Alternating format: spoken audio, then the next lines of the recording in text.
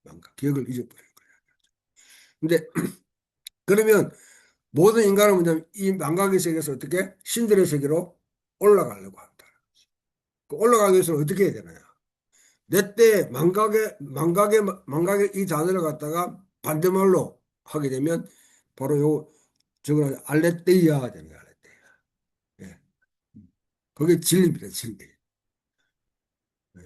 그 진리를 가진 진리가 너희를 자유케 하리라. 예. 그 이 알레테이아 진리가 바로 알미죠. 지식. 그 세상의 모든 여러분 이 종교에서 구원의 카테고리는 알미입니다. 불교에서 뭐 술을 해도 그 다음에 이런 거 다 알미야. 알아야 면장이지. 아는 것이 힘이다. 아는 것이 구원의 방법이에요. 그러나 기독교는 아는 것이 아니라 믿는 거다. 이게 중세 시대까지는 믿는 걸 어떻게 우리가 측정할 수 있어? 아는 거는 시험 치면 되잖아. 그지? 그죠? 사진 쓴다는 걸 해가지고 시험 치면 이제 60점 이하는 과락이고, 그다음에 당락 이래가지고 이렇게 합격선을 생각할 수 있는데 믿는 걸 어떻게 검증해 못 하잖아요. 이 믿음이 골치 아픈 거야. 예. 이 믿음이 어떻게 구원의 카테고리 이거는 아주 그냥 그 헬라 세계에서는 너무 그거는 감정적이고 너무 그거는 뭐냐면 주의적이기 때문에 별로 신빙성 있게 받아들이지 않았어요. 유일하게 세계 종교 가운데 믿음을 구원의 카테고리로 받는 채택하는 게 기독교밖에 없습니다. 믿어야 구원받는다. 그 중세 사회에서 아주 중요한 논쟁 중에 한 개가 알아야 믿지 이렇게 하잖아요. 알아야 믿는다 하는 사람은 죽을 때까지 못 믿어요. 어떻게 다 알아? 하나님을 어떻게 다 알래? 성경을, 저는 이때까지 성경을 갖다가 학위받고 와가지고 이렇게 가르쳐도 아직도 모르는 게 너무 많은데. 안 그래요? 김 목사님 성경 다 알고 설교하는 거 아니잖아. 우리 솔직히 고백합시다. 어려운 게 뭐예요? 몰라요. 진짜. 이거는 뭐, 성경은 살아있는 말씀이기 때문에 성경을 다 안다는 사람은 그거는 모르는 사람이에요, 진짜. 요한복음 이거 보면 더더욱더 힘들어요. 그러니까 목사 한 수 받고 내 공부하잖아. 네. 요한복음이 힘들어요. 저도 이 강의하기 위해서 다시 공부합니다. 공부를 해야지 알지 뭐. 예. 알아서 믿는 거는 그 불가능해. 그러니까 이제 뒤에 파스칼 같은 사람은 믿어야 안다. 믿어야 한다. 이 두 가지 사이에 논쟁이 펼쳐져요. 예. 근데 기독교는 기본적으로 믿어야 아는 거예요. 예. 그리고 이 구원의 방법은 자, 모든 신들의 세계에 있는 이 로고 세계 인간이 몸을 벗고 올라가야 된다. 거기서 구원이라 생각하는 거지. 그 소크라테스 같은 사람은 사형 선고를 받고 사약을 받고 탁 하면서 아니 죽음을 앞둔 사람이 좀 괴로움은 아니 두려움이 있어야 되는데 전혀 두렵지 않고 오히려 뭐냐면 예만만해요. 옆에 있는 자기 충성체 클립토 내가 한 가지 잊어버린 게 있는데 선생님 뭔데요? 야, 내 옆집에 닭을 한 마리 빌렸는데 그걸 못 갚아줬는데 자네 좀 갚아주겠나? 이게 죽는 사람이 할 이야기가 아니잖아. 예? 그런 이야기를 하는 이유가 뭐냐? 플라톤은 죽음을 환영해요. 우리 여러분 고린도서 15장에 사망아 내 손 것이 무엇이냐? 사망아 내 이김이 무엇이냐 하고 막 호통치잖아. 호세아 말씀 인용해가지고. 그와 같이 사망에 대해서 와라! 소크라테스는 죽으면 육신의 몸을 벗고 어디? 신들의 세계로 올라가기 때문에 오히려 환영하는 거예요. 그래서 죽음을 두려워하지 않습니다. 그런 사람이 있어요. 예수 믿는 사람 가운데도 부활한다고 해도 소크라테스보다 못한 사람이 많죠. 뭐 죽음 앞에 보면 막 떨고 막 그렇게 하잖아요.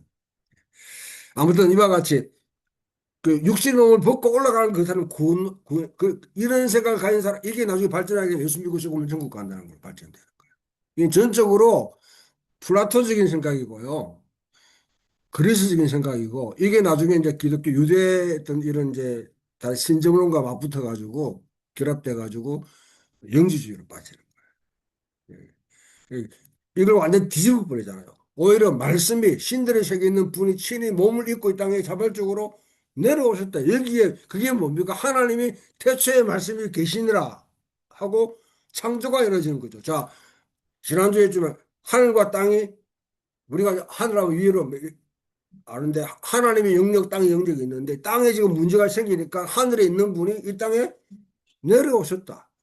그러면 여러분 요한복음에 가장 우리 잘 알고 있는 3장 16절 하나님이 세상을 내 영혼이 아니고 예? 하나님이 세상을 이처럼 사랑하사 독생자를 주셨으니 누구는 저를 믿는 자마다 멸망치 않고 영생을 얻게 하라 했습니다. 하나님이 창조한 세계를 너무너무 사랑하셔서 자기 아들을 내어주기까지 사랑했다고 하죠. 그를 믿는 자는 그 아들의 영생이라는 그 아들의 생명에 포함된다는 말이에요. 그러니까 하늘에 있는 분이 이 땅으로 내려오셨다. 이게 기독교 구원의 가장 핵심적인 겁니다. 그러면 구원과 관계된 우리 삶도 마찬가지죠. 우리 삶도 이상적이고 추상적이고 멋지고 화려한 것을 쫓아 올라가는 것이 아니라 올라가는 것이 아니라 재있고 실패하고 망하고 안 된다는 곳으로 가는 것이 바로 그 신앙인의 길이죠. 예수님이 1세기 당시에 유대 사회가 뭐 어디 너무너무 살기 좋은 세상에 하늘 보자 버리고 내려왔겠어요? 이스라엘 역사 가운데 가장 치욕적이고 가장 어려운 시대가 바로 그 시대인데 그 시대의 친히 뭐냐면 어려운 곳에 예수님이 몸소 내려오시는 거예요. 찾아오시는. 이게 구원을 일으키는 사람의 일이고 또 우리가 이 땅에 진짜 구원의 역사를 우리 삶을 펼치기 위해서는 그 일을 하는 거예요. 이야기는 아무리 해도 씨알도 안 먹히니까 그냥 예. 전부 다 이런 저 높은 곳을 향해서 날마다 올라간다고 그냥 다 하니까 예.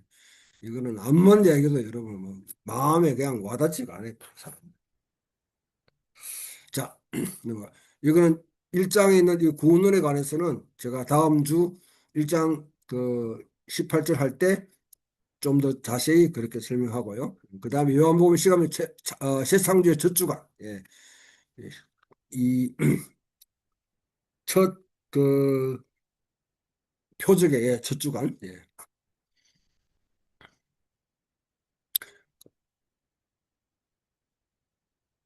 세례요한이 세상 죄를 지고 하나님의 어린아이를 보라 선언하게 되고 그걸 통해 가지고 예수님이 어떻게 합니까?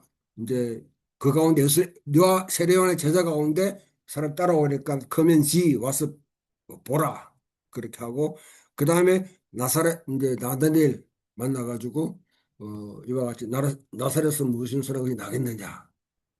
자, 그 가정에 보게 되면 나다니엘 그 두 제자가 예, 빌립과 하나의 한 제자가 바로 이 요한복음의 저자일 거예요. 따라왔는데 예. 이 둘이 따라와가지고 크멘시 갔는데 예수님 소개하고 나니까 어떻게 그 다음에 또 가가지고 어떻게 안드레가 시몬 데리고 오고 또 나중에 빌립이 어떻게 나다니엘 데리고 오는 거죠. 나다니엘은 무화과 나무 아래 있었던 사람이다. 이거는 이게 무슨 의미인지 또 우리가 보겠지만은 아무튼 나다니엘 등의 이야기를 통해서 네가 천사가 오르락 내리락 하는 것을 보리라. 그럼 자 천사가 오르락 내리락 하는 곳이 어디입니까? 베델이지. 베델은 하나님의 집이죠. 성전을 이야기하는 거죠. 제가 성전은 뭐라고요? 제사가 주목적이 아니라 하늘과 땅이 하나 되는 것이다. 그 진정한 성전이 세워지는 것을 네가 보겠다는 거죠. 어디서? 이제 이 성전 주제도 이 요한복음의 전체를 관통하는 중요한 주제입니다. 성전이 어떻게 세워지는가. 네.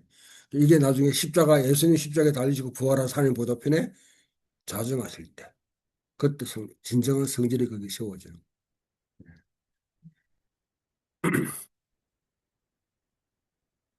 자, 그다음 몸통. 예. 몸통 보면 이제 우리가 7가지 일단 여러분 표적들, 예, 표적들을 우리가 볼 수 있는데 가나 혼인 잔치에 포도주가 바뀐 사건, 이것도 첫 번째 표적이에요. 이거는 여러분 이사야 25장에 나오는 예, 그 열을 성취하는 것이고요. 하나님이 나중에 우리가 하늘나라에 가면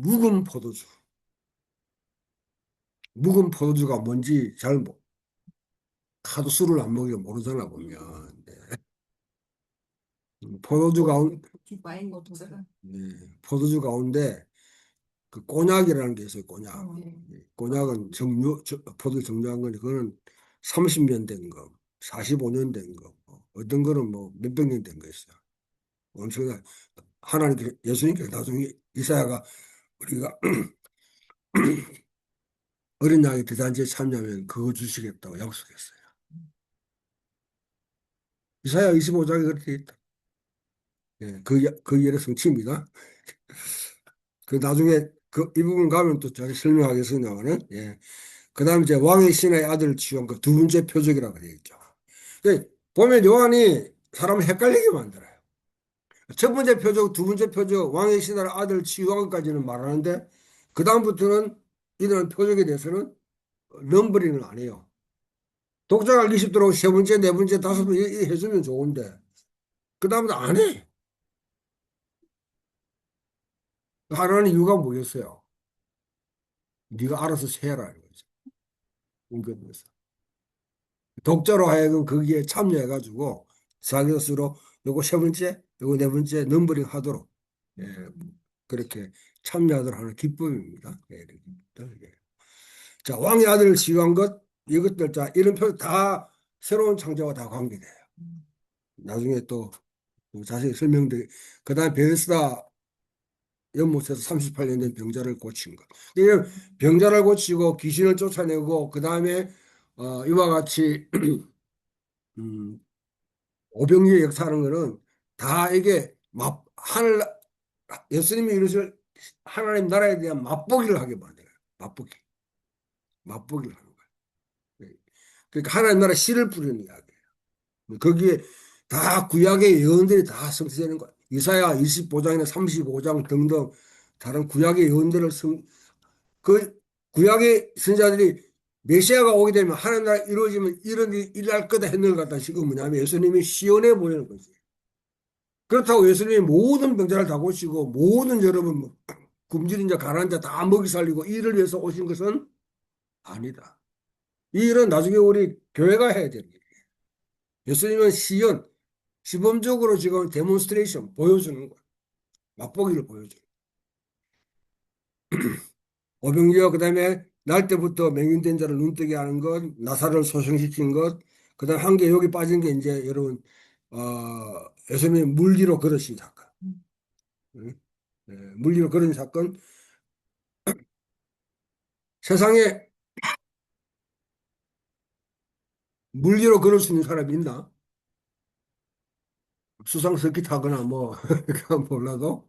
그럼 보험에 보게 되면 예수님 막 강풍이는 이 바다를 갖다 잠잠케 만들고 이런 게 있잖아요. 이거는 창조주가 아니면 불가능한 거죠. 욥기 보면 욥기에 있는 9장에 있는 말씀을 지금 인주하는 것인데 제가 바다를 갖다가 펴시고 그 일을 갖다가 밟으신다 하는 일을 갖다 지금 보여줘요. 창조주. 욥기는 창조주 하나님이 얼마큼 위대한가 하는 것을 말하는 거예요.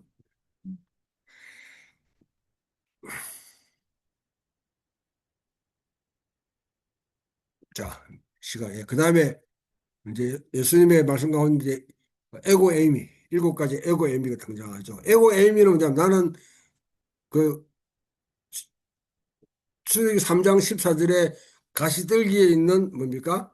거기 이제 모세가 불려갔을 때에 당신의 이름이 무엇입니까? 했을 때 나는 스스로 있는 자니라. 뭐 우리 한글로 이렇게 번역해 놨는데 영어로도 마찬가지 뭐 I am that I am 이렇게 하는데 이거는 사실 번역 불가능한 거야. 거기서 그걸 갖다가 뭐냐면 그걸 추가해가지고 놓은 게 야훼라는 야훼. 뭐 여호와를 이렇게 하는데 그건 창조주 하나님이에요. 창조주 하나님. 창조주 하나님을 이야기하는 방식입니다. 하나님의 거리. 그래서 성경에 보면 에고 에임이라는 요 헬라어 단어 I am이라고 붙는 게 때로는 요즘 뒤에 다 떼고 내가 건이라 그 I am 이렇게 하는 데가 있어요. 이거는 신적 권위를 이야기해요. 신적 권위를. 이게 일곱 가지. 나는 선한 목자다. 양의 문이다. 세상의 빛이다. 네. 생명의 떡이다. 부활과 생명이다. 참 포도나무요. 길과 진리와 생명. 다 새로운 창조를 일으키는 자는 분으로서 예수님을 묘사하고 있다. 자, 이거는 이제 그 다음에 우리 절기들, 안식일, 그 다음에 유월절, 초막절, 수전절, 그 다음에 오장일절에 이름이 알리지 않는 그런 절기는 오순절, 오순절. 이 절기들을 모든 절기들은 다 뭡니까 출애굽하는 과정 속에 다 연결되어 있죠. 그 다음에 안식일은 창조가 관계되어 있죠. 그 다음에 수전절은 성전을 새로 고친 사건이 되어 있죠. 진정한 성전을 성전하게 되면 여러분 딱 성전의 가장 원형이 어딥니까? 성경에서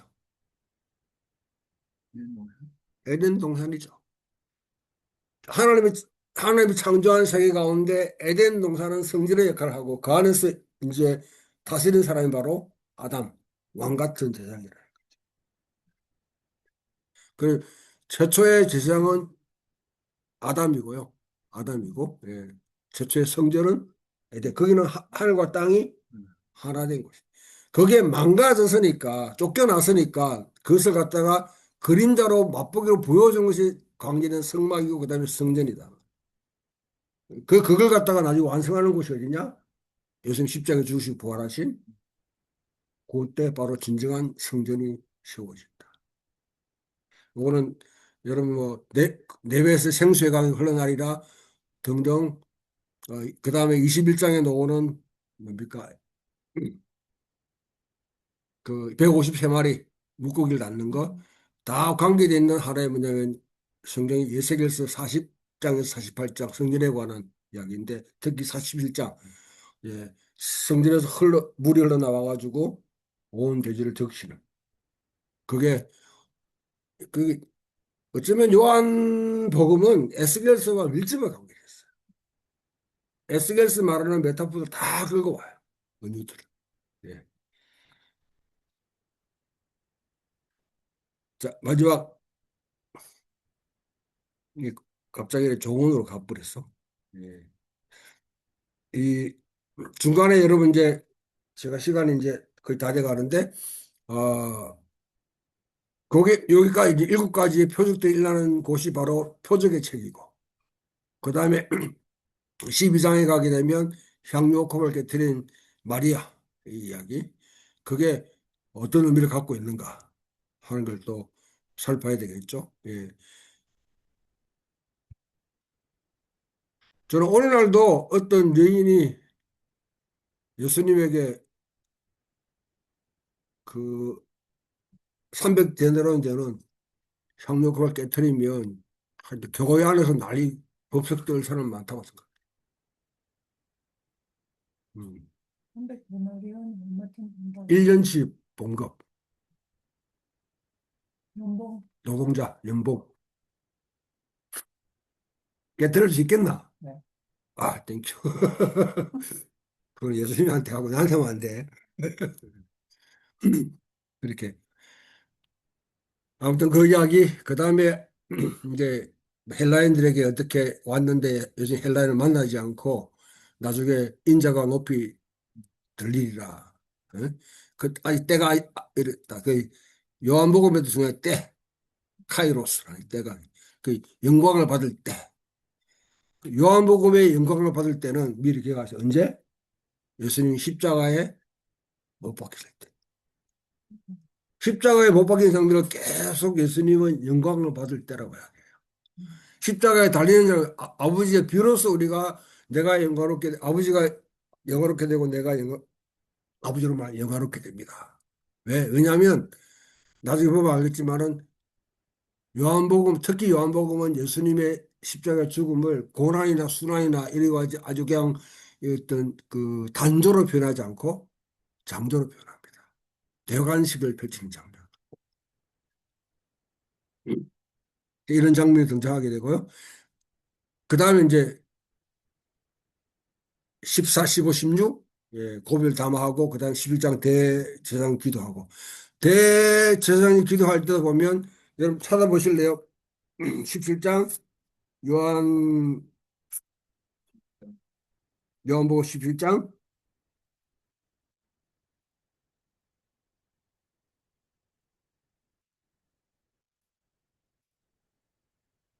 보게 되면 시작하는 부분이 17장 15절에 아버지여 창세전에 내가 아버지와 함께 가졌던 영화로서 창세전에 창조 이야기 등장하죠. 그죠? 그 다음에 마지막 이제 마치는 부분 24절에 보면 아버지 내게 주신 자도 나 있는 곳에 나와 함께 있어 아버지께서 창세 전부터 나를 사랑하신 또 창조가 등장하죠. 이런 부분들 이게 다 창조와 관계되어 있는 그런 거고요. 그 다음에 18장 이제 동산이라는 개념이 계속 등장해요. 동산 18장 여러분 1절에 보면 동산 예수님이 가서 게세마네 동산이에요. 동산에 다 일어나는 이야기를 묘사해요. 그 다음에 19장 41절 예수님이 못 박힌 곳에 동산이 있었고 동산 등장하죠. 이 동산이라는 게 에덴 동산을 계속 그리고 예수님은 궁극적으로 막달라 마리아가 예수님을 뭐라고 합니까? 동산직이라 그렇게 하죠. 예. 정사라고 그러죠. 20장 15절에 고대 메타포니아 사회에서는 왕은 동산직입니다. 가드입니다. 가드. 공식적인 칭호예요. 호칭이에요. 호칭.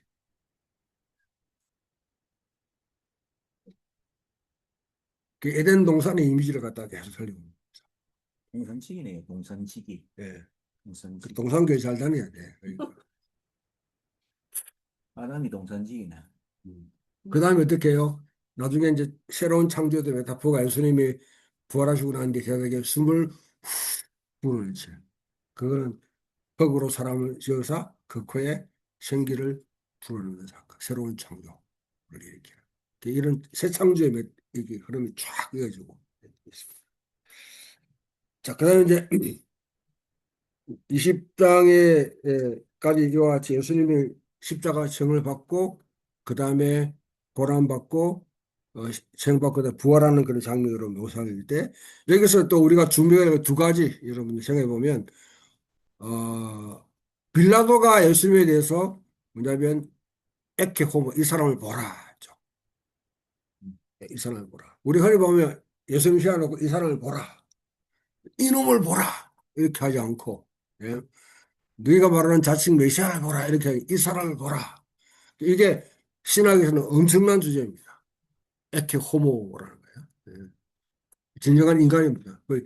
빌라도는 역설적으로 빌라도의 입으로 뭐냐면 예수는 진정한 아담이다. 그리고 골로망사회가 묘사하는 우리는 진정한 인간의 원형이다 하는 것을 빌라도의 입으로 선언하게 만들어요. 그 다음에 빌라도가 또 했던 한 가지 역할이 뭡니까? 유대 지도부는 자칭 유대인의 왕이라 적으라 했는데 아니야 나는 쓸 것을 선언하면서 유대인의 왕으로 딱 하죠. 그러면 빌라도라는 배역을 빌려가 예수님이 진정한 이스라엘의 진정한 인간 임을 갖다가 요한복음 마지막 선포하게 만들었다. 그 다음에 또 요한복음에 또 위대한 건 도마 의심 많은 도마잖아요. 항상 의심 많은 사람이 아닌데 의심 많은 사람이 나중에 큰 아주 고상한 진리에 도달합니다.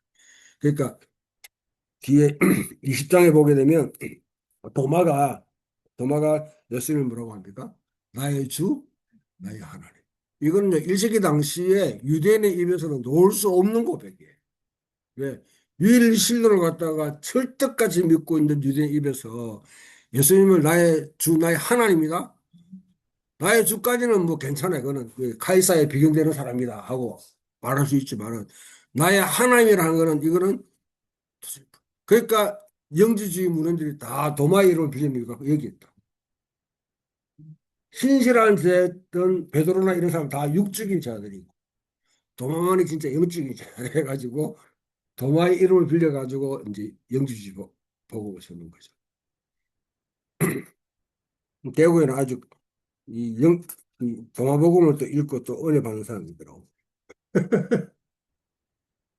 자, 아무튼 이제 그렇게 하고 21장에 넘어가면 21장은 이 그 21장에 나오는 여러분이 물고기 150채마리 물고기 잡는 이거는 나중에 구체적으로 설명되겠지만은 예를 41장에 가보면 바로 그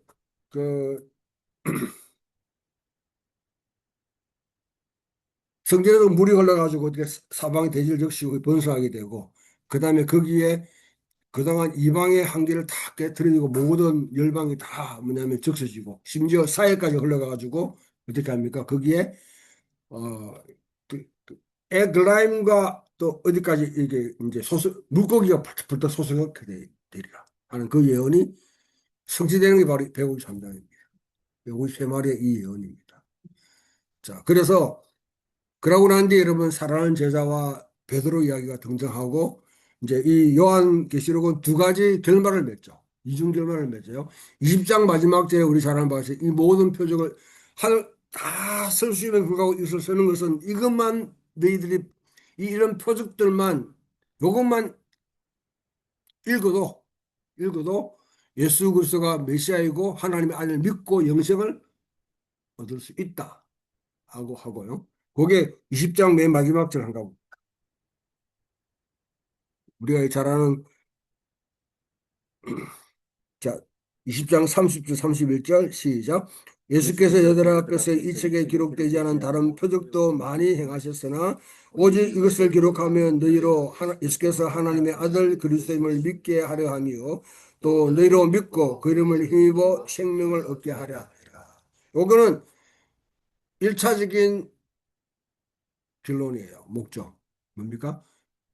이거는 기독론적인 결정이에요. 결말을 맺죠. 근데 기독론은 예수 그리스도가 누구인지를 알게 되면 항상 연계되어 있는 게 교회론과 하게 돼요. 교회론. 교회론이 153마리, 물고기는 그는 하나님, 베네 이스라엘 엘로힘 해가지고 하나님의 백성, 하나님의 백성을, 하나님의 자녀가 교회를 이야기하고. 교회가 형성되면 어디 돼요?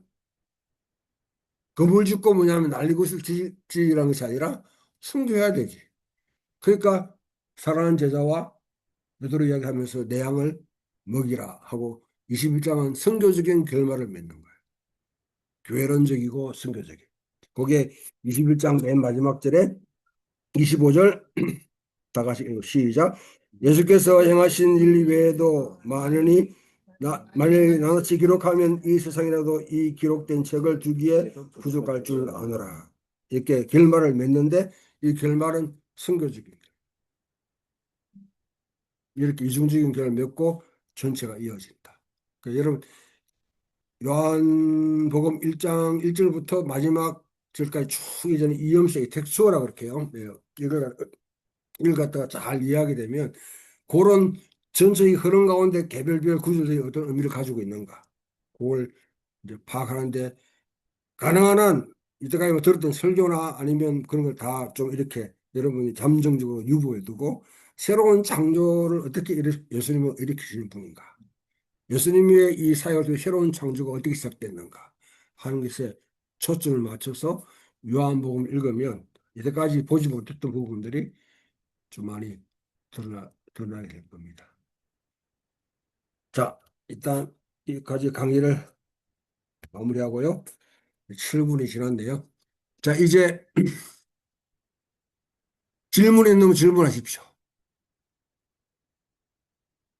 다른 보충되는 부분은 여러분들 제가 올린 블로그하고 그다음 블로그하고 PPT 한 개 더 올려드리는데 그것을 좀 보시고 참고하시면 예, 좋습니다.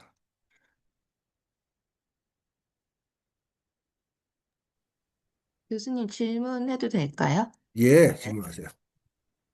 그 아까 말씀하시기를 그 하나님 아버지, 그러니까 하나님의 자녀, 하나님의 아들이 네, 이스라엘을 이야기한다고 예, 말씀해 주셨잖아요. 예. 그러면은 그 당시에 이스라엘 사람들은 하나님을 아버지라고 부르는 게 일반적으로 되게 친숙하고 그런 일반적인 그런 하나님을 부르는 칭호였었나요?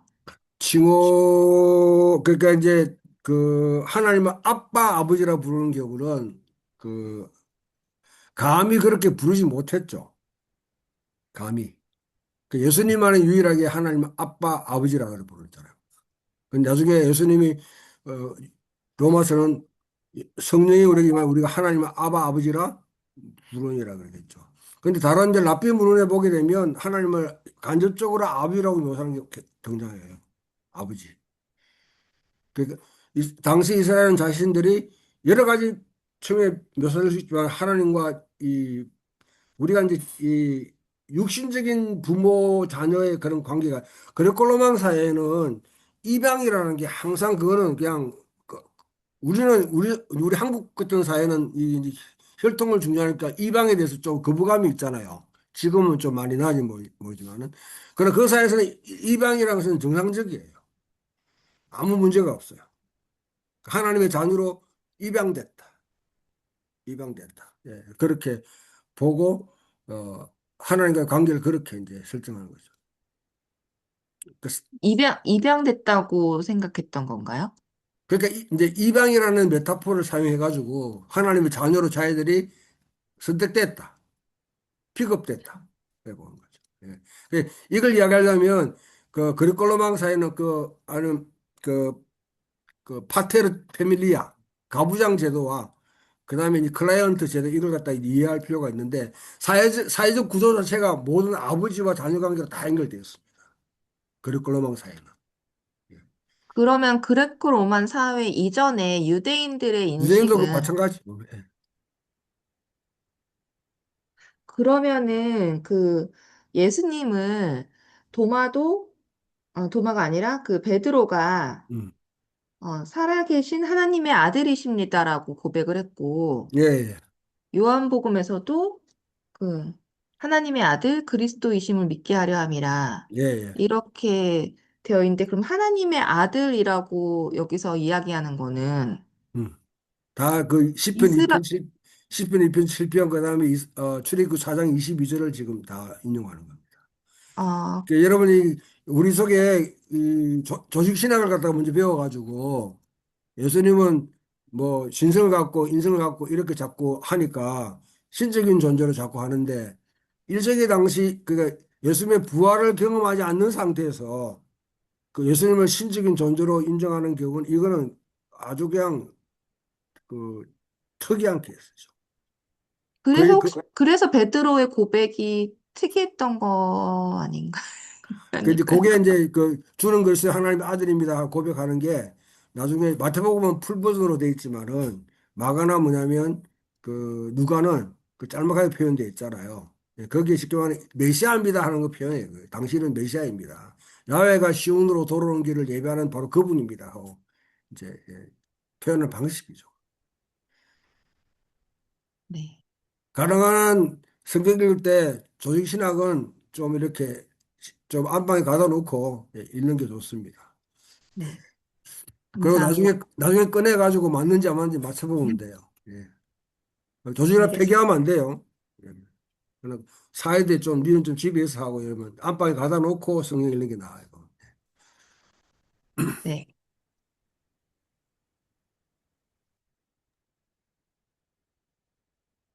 교수님, 저도 그냥 장현정 전도사님이 말씀하셔서 제가 그냥 질문한 건데요. 네. 질문 드리는데요. 그럼 이제 하나님의 아들이라는 단어도 많이 나오지만, 그 인자라는 단어로 저희는 이제 이렇게 번역이 돼가지고 좀 머릿속에 딱 그냥 인자라는 걸로 그냥 고유명사처럼 느끼는데, 그 음, 사람의 아들이라는 뜻으로 이렇게 더 보면은 더 요한복음에서 잘 보이더라고. 그래서 이제 그냥 사람의 아들을 얘기할 때 그냥 처음에 생각할 때는 그냥 진짜 인간, 우리 흙으로 만들어진 사람을 얘기한다고 생각하지만 그게 좀 음. 더 구약의 관점으로 보면은 좀 더 깊은 의미가 있는 걸로 제가 생각이 들어서 그게 교수님의 이제 언급을 듣고 싶네요. 예, 인자 기독론이라고요. 이게 이제 아주 신학에서도 굉장히 큰 논쟁거리였는데 그 예수님이 이 땅에 사실 때 자기를 표현할 때 유일하게 사용한 방식이 인자입니다. 공식적으로. 예수님의 입으로는 메시아다, 그리스도다, 뭐 하나님의 아들이다, 주라는 이 표현 한 번도 한 적이 없어요. 다른 사람이 할 때 예수님이 간접적으로 시인했을 뿐이지. 그 인자가 뭐냐 할 때 주로 세 개를 이제 근거를 듭니다. 한 개는 가장 유력한 후보가 다니엘서 7장 13절에 인자와 같은 이가 하나님 예적부터 계신 인도내가 모든 영광과 권세와 능력을 받고 그 이방 나라를 멸망시키고 하나님 앞 보좌 우편에 자정하시는 그 장면. 그게 다니엘 7장에 나오는 그 인자와 같은 이가 가장 이제 유력한 후보가 되고요. 그 다음에 한 개는 뭐냐면 10편 8편. 사람이 무엇이길래 주께서를 생각하시며 인자가 무엇이길래 주께서를 저를 이렇게 돌보시나이까 하는 그 10편 8편이 가장 진정한 아담의 이야기하고 있는 거예요. 창조 세계를 돌보는. 그 다음에 에스겔서에 보게 되면 인자야 하고 나와요. 인자. 에스겔서에. 그걸 갖다가 이제 또 인용한다고 주장하는 학자가 이 세 가지가 가장 유력한 후보인데 저는 이 세 가지가 다 번복이 되어 있다고 생각해요. 어느 한 가지만 쓰는 게 아니라. 그러니까 예수님이 했던 그냥 수수께끼 같은 그러니까 듣는 당대 유대인들이 헷갈리게 만드는 거죠. 아리까리하게 만드는 거죠. 왜냐하면 예수님이 누구인지 딱 규정되면 그때부터는 뭐 여러 가지 이제 문제가 나니까 규정되지 않는 분. 가능한 한 자신을 갖다가 이 구약에 세 가지 있는 이걸 가지고 이야기. 진정한 아담이냐 아니면 다니엘서 말하는 종말론적인 그런 인물이냐 아니면 예언적인 그런 일을 갖다 성취하는 사람이냐 이 세 가지를 다 섞어서 사용한다. 그 우리가 흔히 사람의 아들 하게 되면 인성을 가진 분 그렇게 하면 그거는 안 돼요. 그거는 옛날 그 70년대 이전에 우리 신학에서는 그렇게 하나님의 아들은 신성을 이야기하고 사람의 아들은 인성을 이야기한다 하는 거는 70년대 이전에 가르쳤던 사람들의 생각이거든요. 신학. 대답이 되는지 모르겠습니다. 감사합니다. 예, 교수님, 그 또 한 가지 또, 이건 저 되게 그냥 사소한 갑자기 강의 들으면서 들은 생각인데요. 예, 그 성전에, 아까 나다나엘에게 오르락내리락 하는 베델의 이야기를 이제 예, 얘기하면서 성전의 이야기로 이렇게 가져왔는데, 예. 사실 생각을 해보면 새 창조 얘기하면, 그 그냥 제가 갑자기 든 생각인데요. 에덴을 더 얘기하면 좋지 않겠나 생각을 했다가 다시금 또 베델을 이야기한 거는 이스라엘을 말하려고 야곱을 말한 것인가 그냥 그런 질문이 갑자기 생겼습니다. 그렇죠. 맞죠. 예, 나다닐 때 네가 그 인자가 오르락내리락 하는 걸 보이라 하는 것은 바로 그 야곱의 경험이잖아요. 진정한 이스라엘을 보겠다 하면서 진정한 이스라엘은 누구냐 바로 십자가에 달리시고 부활하사 하나님 보여 자정하신 분. 예수님이 성천하셔서 하나님 보여 그때 진정한 성년이 세워져 그때 하늘과 땅이 하나 되는 이런 것을 네가 보겠다는 것이죠.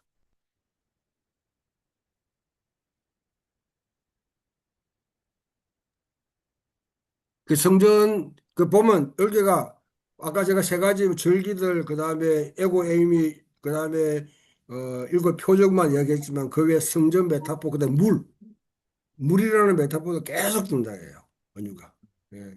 뭐 2장부터 여러분 물을 포도주로 바꾸는 사건, 3장에 물가성을 거듭나지 않으면 예. 4장에 뭐냐면 우물가에 예. 예수님이 내가 생수다 이야기하고 5장에 베데스다 못 등장하고 그 7장에 보면 믿는 자는 그 배에서 생수의 강이 흘러나리라. 예. 그 사실은 배꼽에서 생수의 강이 흘러나리라. 이런 이야기 계속 등장하죠. 그다음 궁극적으로 예수님이 십자가에 돌아갈 때 요한복음만이 묘사하고 있는 예수님이 그 오른쪽 옆구리를 찌르니까 물과 피가 흘러요. 그 물이 흘러가지고 사회를 적신다. 그 에스겔 47장의 예언을 성취하는 모티프고 궁극적으로 흘러가가지고 21장에 죽은 바다가 살아나는 150세 마리의 기적을 갖다가 말하는 거죠. 이런 메타 이게 다 연결돼 있습니다.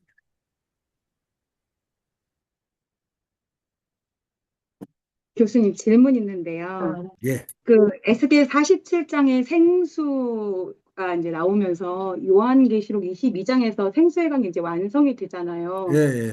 요한복음에서는 이미 이제 예수 자신을 통해서 생수가 흘러나온다고 요한이 표현을 했는데, 그러면 요한은 의도적으로 임의와 아직, 하나님 나라의 임의와 아직을 청중에게 얘기를 하고 싶었던 건지.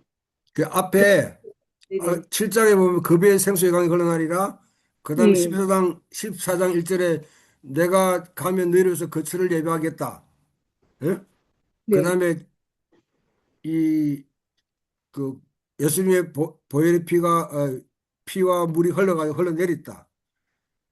이 장면들이 다 엮이면서 나중에 이게 성취되는 게 오순절날에 진정한 성전 대신 예수님부터 어떻게 이 땅에 있는 교회에게 성령이 내려보내지죠. 그 성령 네. 받은 공동체가 이제는 온 땅에 흘러내리면서 믿는 자들의 배꼽에서 생수의 강이 흘러내리면 믿는 자들이 있는 곳에 이제 새로운 생명이 돋아나는 그런 역사가 일어난다는 거죠. 그 장면이 나중에 이제 요한계시록 22장에 보면 최종적으로 새 예루살렘이 세워질 때에 그때 뭐냐면 그 성은 문이 없어요. 문이 성인데 문이 없는 성이에요. 거기서 뭐냐면 물이 흘러가지고 만국이 치유함을 받는 궁극적으로 이제 에스겔 47장의 예언이 성취되는 그런 장면을 모사하고 뭐 이미와 아직 아님 그렇게 봐도 되는데 너무 그런 도시 속에 보지 말고 이 흐름이 어떻게 흘러가는지를 보는 게 중요하죠. 네, 감사합니다. 예, 교수님, 저 질문 한 개 더 하겠습니다. 예, 그 예수님이 십자가에서 죽으시고 부활하셔서 그 승천하셔서 자정하셨을 때 예, 진정한 성전이 세워지는 거라고 음, 말씀해 주셨잖아요. 근데 예, 그게 하늘과 땅이 하나 되는 예, 일이 그때 일어났다고 볼 예, 예. 수 있는 거예요. 그게 음, 왜 그런 건가요? 하늘에 보면 일단 우리 위로 본다고 생각하고 하늘에 보면 육과 영이 하나 된 부분 한 분밖에 안 계세요. 그죠? 네, 이 땅에 그죠? 그게 바로 네, 예수님이죠. 네, 네, 그게 하늘과 땅이 하나 되는 바로 성전이 완성되고 그래 아마 이게 베드로후서 3장인가 보게 되면 진정한 기초석은 누구다? 예수 그리스도다. 뭐 기초석 하면 나중에 설명하겠지만 예루살렘 성전을 세우고 있는 기초석 그게 네, 지금 예루살렘 성전에 있는 그 모스크에 있는 그 기초석이 아니고 네, 진정한 기초석은 바로 하나님 보좌편에 세워졌고 거기서 구멍이 있어 구멍. 그 구멍이 네, 흘러가지고 물이 흘러서 온 대지를 적신다고 했거든요. 예. 네, 바로 이제 그 예언이 성취된 게 바로 오순절에 네, 이제 성령이 부어짐으로 모든 성도들에게 성령이 임하게 되고 네. 모든 성도들은 이제는 급에서 생수강이 흘러내리는 통로가 되는 거죠. 음, 그 하늘 그러면은 성전에 네, 생수의 강의 원천이 거기서 뭐냐면 생겼고 어? 네, 거기서 이 땅에 성령을 내려보내므로 이 네, 땅에 있는 성도들이 이제는 그 성령을 받아가지고 네, 그 배꼽에서 우리 배꼽은 네, 중심을 얘기하잖아요. 네, 여기서 뭐냐면 생수가 흐르는 통로가 되게 만들겠다. 네, 이 일이 하나님이 세상을 통치하는 방법은 성전을 통해서 이루어져요. 그 성전은 바로 하늘과 땅이 하나 되는 거예요. 그러면은 그 성령이 부어져서 그 믿는 성도들에게 부어지는 것도 연관이 되어 있는 건가요? 그 하늘과 땅이 하나 되는 사건에? 그렇죠. 예. 또 한 가지가 있는데요. 예, 아까 그 왕을 동산직이라고 표현한 게 예, 예. 공식적인 칭호였다고 이렇게 들었는데 그 앞에 뭐라고 어디에서 그런 것이 공식적인 메소포타미아, 칭호라고? 아, 고대 메소포타미아. 메소포타미아. 아, 예. 성경에서 이전 그 창세기의 배경이 그 역사적 배경이 메소포타미아 지역이잖아요, 그죠? 예. 그 메소포타미아 지역에서는 왕이 동산직이에요. 아, 진짜요? 아들은 예, 어, 공식 칭호예요. 어, 그러니까 나중에 누구 그 느부갓네살 왕이 네. 그 아주 세계 7대 그 불가사의 가운데 하늘 정원 완성시키죠. 어, 예. 그것을 다스리는 자로 그렇게. 감사합니다. 질문해도 될까요? 예, 네. 오늘 강의 너무 인상 깊게 잘 들었는데, 제가 첫 번째 시간에 놓쳐가지고, 예, 이제 좀 궁금해하는 부분일 수 있는데요. 그, 하나님께서 이제 창조하시고, 이제 그 다음에 새 창조로 가는 커다란 그 흐름을 하나님께는 계속 그 무질서의 질서를 그, 이렇게 잡으시는 부분을 이렇게 예전에 배우기도 했는데, 제가 궁금한 부분은 이 커다란 흐름을 이해할 때 그 아담 뒤에 아브라함을 세우시고 그리고 또 그 이스라엘이 그 대신 그것을 이스라엘을 통해서 일을 하시고 음, 그런 다음 이제 예수 그리스도께서 이제 음, 진정한 그 사역을 이제 완성하시는 그런 흐름들이 음, 이렇게 개인으로 갔다가 민족으로 갔다가 이제 이렇게 하나님께서 이렇게 그 의도를 음, 이렇게 개인과 민족 또 예수 그리스도 또 전체 어떤 그 인류의 구원 이제 뭔가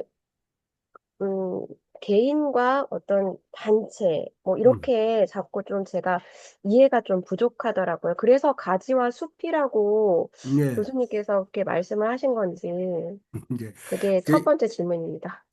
그게 그러니까 지난주에 했던 여러분 이 그 진짜 드라마를 신학적으로 풀어낸 책이 뭐냐면 로마서예요. 로마서는 지금 그 이스라엘 이야기, 하나님 이야기를 지금 다루고 1장부터 8장에 다루고 있는데 다시 설명. 하나님의 세상을 창조하셨다.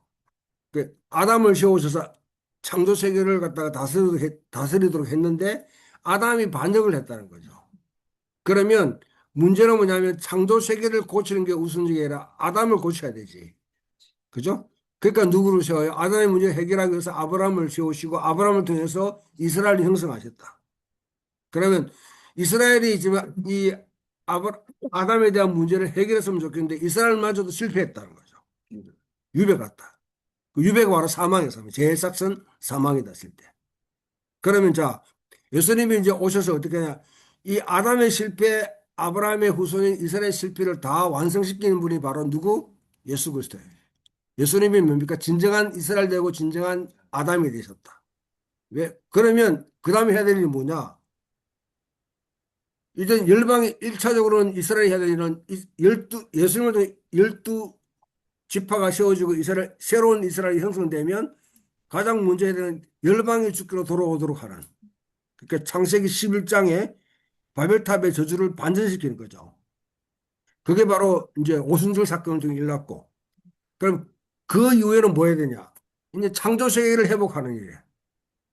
그게 로마서 8장에 창조 세계가 지금 신음하고 있다는 거지. 예?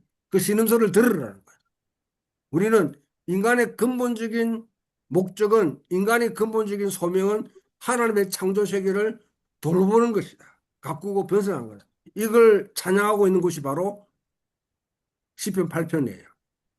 그 지난주에 제가 한인자 전사님한테 제가 시편 8편도 노래해야 된다고 이야기했는 이유가 바로 그거야. 예, 예.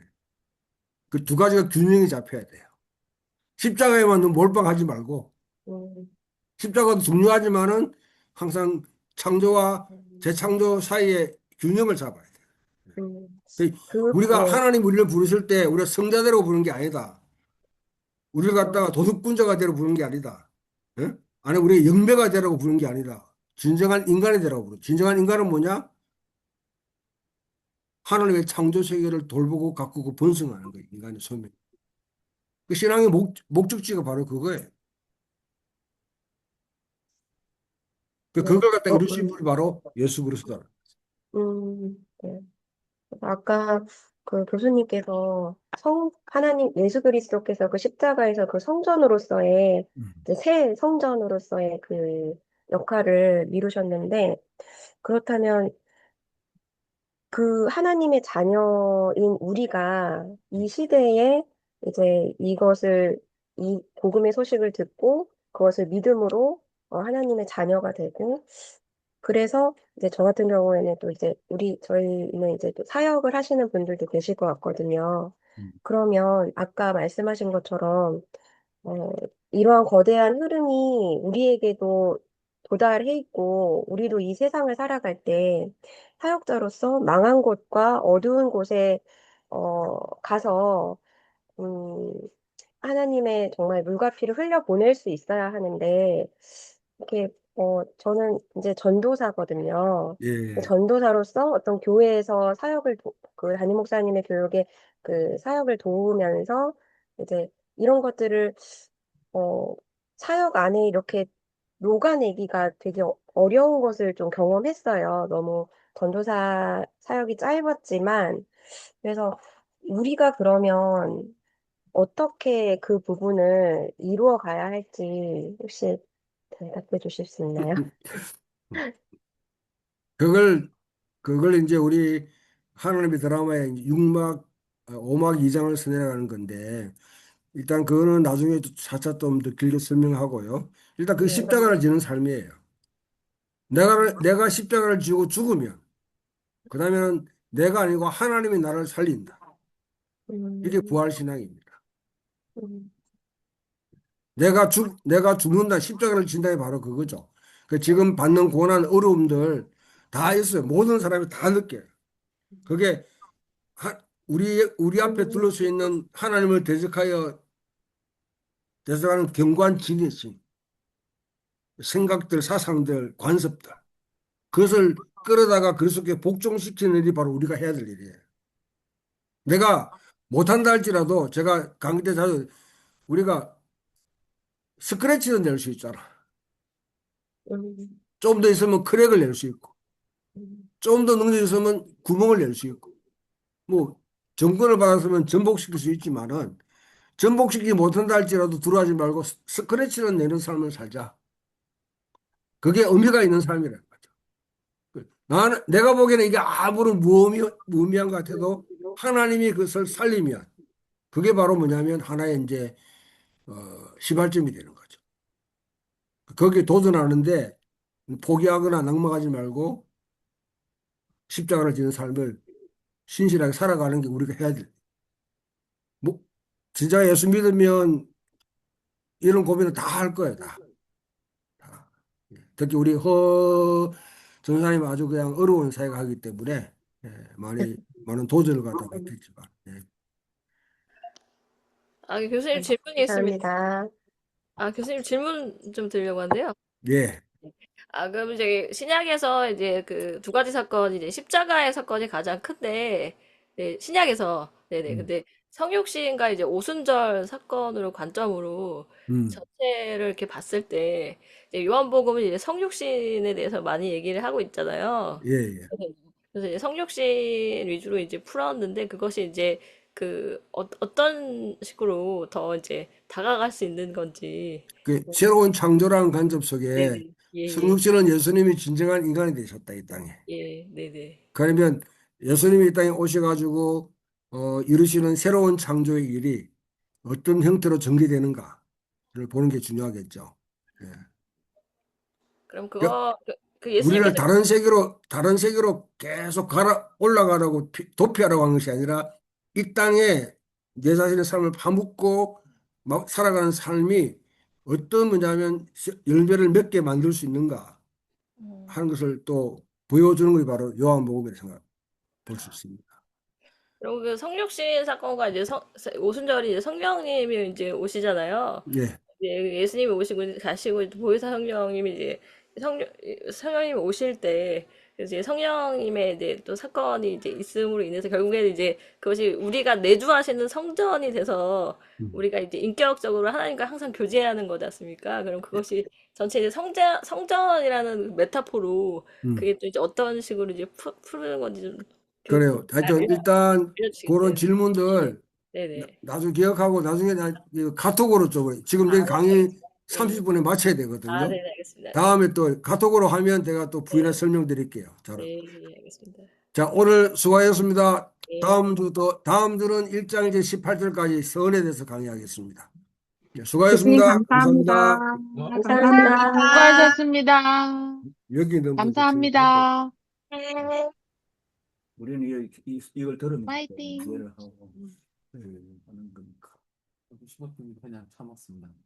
사르스 아까 전에 좀 이야기를 사실 굳이 왜 사르스나 단어를 썼을까? 예. 플라톤의 그 이원론 세계 속에서 그랬던 게 뭐 설명해 주신 것에 다 있어서 사실 질문도 안 해줬다. 굳이 왜 굳이 사르스 사람들에게 있어서